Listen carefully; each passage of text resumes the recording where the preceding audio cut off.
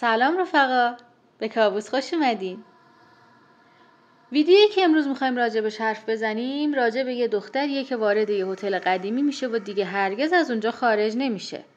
پرونده‌ای که امروز میخوایم راجبش بگیم یکی از مرموزترین و پرتناقض‌ترین پرونده‌های تاریخه.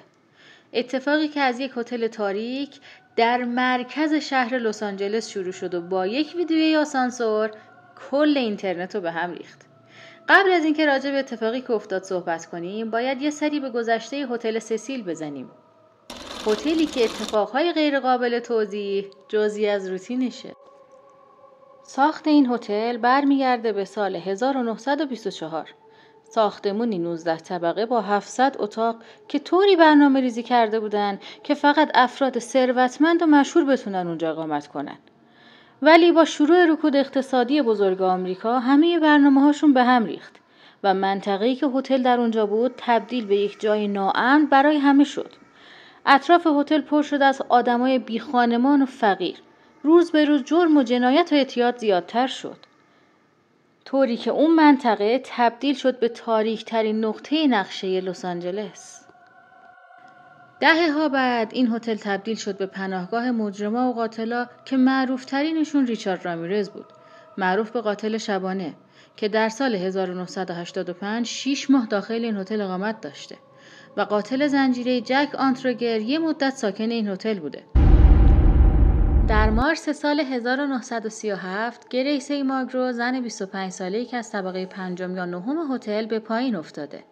بدنش با سیم تلفن‌های آویزون گره خورده و زخم‌های شدید اون باعث شده کمی بعد از منتقل شدن به بیمارستان جونش رو از دست بده.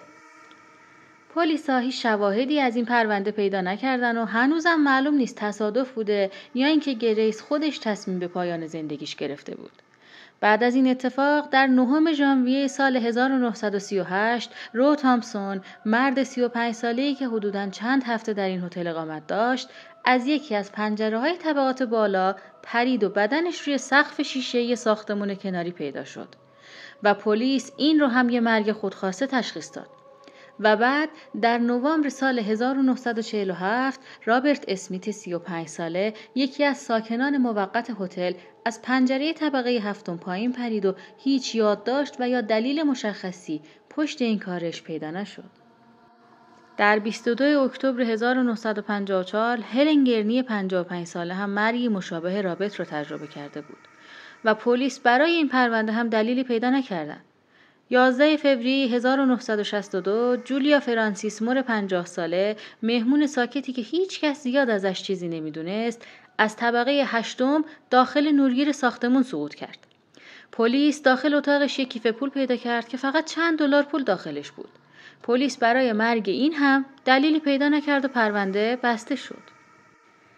در 12 اکتبر همون سال پاولین اوتون بعد از جر و بحث با شوهر سابقش از طبقه نهم به پایین پرید. اما وقتی به پایین افتاد دقیقاً روی سر یه آبر پیاده به اسم جورج جیانینی فرود اومد که هر دو همون لحظه جونشون از دست دادن. پلیس اولش فکر کرد هر دو با هم پایین پریدن، ولی بعد فهمیدن جورج فقط بدشانس ترین آبر دنیا بوده. در 1 سپتامبر 1992 جسد مردی حدوداً 20 تا 30 ساله در کوچه پشتی هتل پیدا شد. به نظر می رسید که از طبقه 15 هم افتاده باشه. هویت این مرد هیچ وقت شناسایی نشد و پروندهش باز موند. اگه خلاصه بخوام بگم، هتل سسیل که روزی فقط افراد تاجر و معروف و ثروتمند میتونستن اونجا اقامت داشته باشن، خیلی زود تبدیل شد به یک نقطه سیاه وسط لس آنجلس، جایی که تاریخش پر از مرگ و ناامنیه. خب حالا بریم سراغ اتفاقی که توی اینتروی پرونده راجبش حرف زدم. الی سلم 21 ساله، اهل ونکوور کانادا بود. دانشجوی دانشگاه بریتیش کلمبیا که توی وبلاگ شخصیش از زندگی روزمره‌اش می‌نوشت. از افسردگیش و اختلال دو قطبی که باهاش کنار اومده بود و دارو مصرف می‌کرد. ژانویه 2013 تصمیم گرفت یه سفر تنهایی بره تا روحیش بهتر بشه. به کالیفرنیا رسید و از سندیگو تا لس آنجلس و لحظه‌های مهم سفرش رو توی وبلاگش به اشتراک می‌ذاشت. الیسا 21 ژانویه وارد هتل سسیل شد و اتاقی مشترک در طبقه 5 هتل گرفت. قرار بود چند روز بمونه، اما فقط 5 روز بعد ناپدید شد. الیسا آخرین بار 31 ژانویه با خانواده‌اش تماس گرفته بود و بهشون گفته بود سفرش خوب پیش میره. اما تنها 24 ساعت بعد از تماس دیگه هیچ خبری ازش نشد. چند روزی گذشت و خانواده‌اش وقتی فهمیدن خبری از الیسا نیست، با پلیس لس آنجلس تماس گرفتن و پرونده مفقودی برای الیسا تشکیل دادن. پلیس جستجوی خودش رو شروع کرد. اونا همه جاهایی که احتمال میدادن الیسا به اونجا رفته باشه رو چک کردن، اما خبری ازش نبود. تا اینکه پلیس موفق شد مهمترین مدرک این پرونده رو پیدا کنه. ویدیوی دوربین مداربسته آسانسوری که آخرین بار الیسا اونجا دیده شده بود. 13 فوریه 2013 پلیس ویدیو رو منتشر کرد. این همون ویدیوییه که همه با دیدنش شوکه شدن. رفقا من نمیتونم ویدیو رو اینجا نشون بدم. اگه میخواین این ویدیو رو تماشا کنیم به چنل تلگرام کابوس سر بزنید. لینکش داخل توضیحات چنل هستش. توی این ویدیو الیسا وارد آسانسور میشه، چند تا دکمه رو پشت سر هم فشار میده اما در بسته نمیشه. از آسانسور بیرون میره و دوباره برمیگرده. چند بار گوشه ها رو چک میکنه، انگار از کسی فرار میکنه. حرکت دستاش غیر عادیه، انگار داره با کسی حرف میزنه. آخرش میره و در آسانسور بسته میشه و این آخرین تصویر زنده از الیساست. پلیس در بررسی‌هاش متوجه شد که ویدیو هیچ گونه دستکاری رسمی نداره، ولی کاربران اینترنت ادعا کردند بخش‌هایی از ویدیو حذف و یا کنده شده و این نقطه شروع صدها نظریه ترسناک بود. چند روز بعد از این اتفاق مهمونای هتل شروع کردن به شکایت از طعم و رنگ و بوی بد آب و ادعا می‌کردن که فشار آب خیلی کم شده. 19 فوریه یکی از کارکنان هتل به پشت بوم رفت تا مخزن‌های آب رو چک کنه و اونجا بود که وحشتناکترین صحنه عمرش رو دید. توی یکی از اون 4 تا مخزن بزرگ و فلزی آب جسد زنی به نهره شناور بود و لباسهاش کنارش افتاده بودن.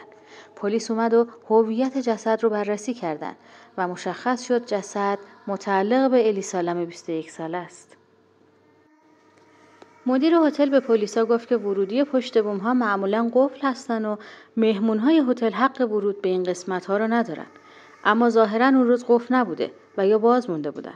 هیچ شاهدی نبود و همینطور هیچ ردی یا مدرکی.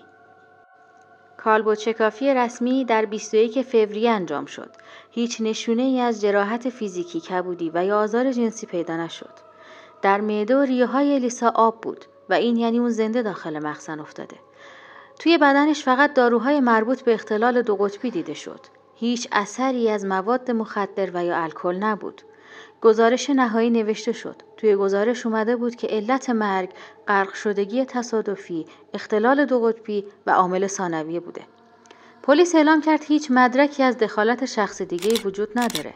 اما بعضی از متخصصها و خبرنگارا معتقد بودن جزئیاتی مبهم وجود داره، مثل اینکه چطور تونسته در سنگین مخزن رو خودش باز کنه و واردش بشه. این کار عملاً غیر ممکن بوده. الیسا برای رفتن به پشت بوم باید از راه پله‌ای که آژیر خطر داشت عبور می‌کرد. پس چرا هیچ کس چیزی نشنیده بود؟ چطور در مخزن آب رو باز کرده بود و چرا بدون لباس بود؟ چرا هیچ تصویری از رفتنش به پشت بوم وجود نداره؟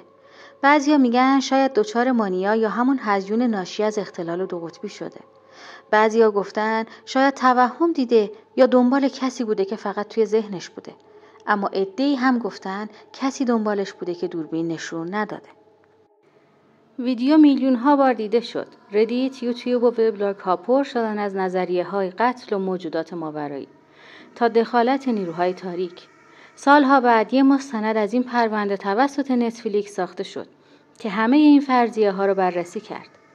در آخر هم هیچ مدرک جدیدی پیدا نشد، اما هنوز مردم مطمئن نیستن همه چیز فقط یک حادثه بوده باشه. پرونده الیسا لم بعد از سالها هنوز هم توی ذهن خیلی‌ها زنده است. از یه دختر جوان فقط یک ویدیو و یه علامت سوال باقی موند. هتل سسیل بعدها بسته شد و با اسم جدیدی بازسازی شد، ولی هیچ کس نمیتونه گذشته‌ش رو پاک کنه. یه جای اون بالا روی پشت بوم هنوز هم 4 تا مخزن آب هست و داستانی که تموم نشد. خب رفقا، اگه تا اینجای ویدیو با من بودین ممنون میشم لایک کنید و برای دیدن ویدیوهای بیشتر کانال رو سابسکرایب کنید و خوشحال میشم نظرتون رو راجع به پرونده الیسا بدونم. تا کابوس بعدی، بدرود.